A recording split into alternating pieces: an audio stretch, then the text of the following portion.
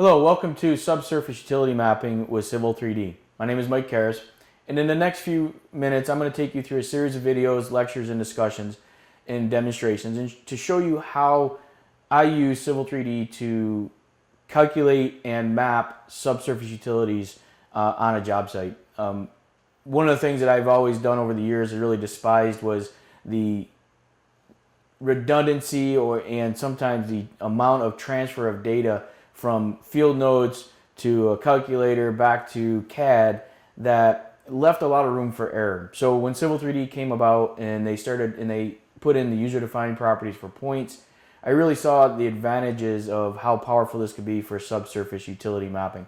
And what I'm going to show you is this has evolved over the years. So it's not just one thing. This goes back to having your field crews collect the data a certain way and provide you the information a certain way, and then also transposing that information into the software, as well as using the tools that Civil 3D provides to automate some of the processes.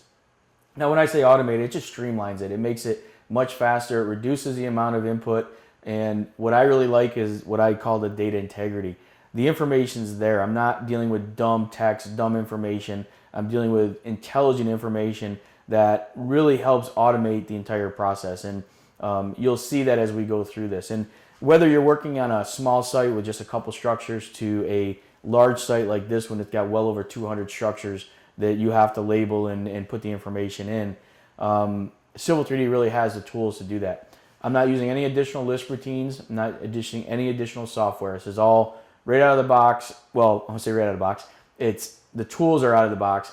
What I've done is basically maximized my drawing template and some of the other features and tools that Civil 3D provides natively and develop them into a good workflow. And that's what I'm going to show you here in this knowledge app. So what we'll do is we'll get started, and I'm going to go through it piece by piece, and we'll start with the setup that's required, or the setup that I do, and then we'll go through and show you the workflow and process.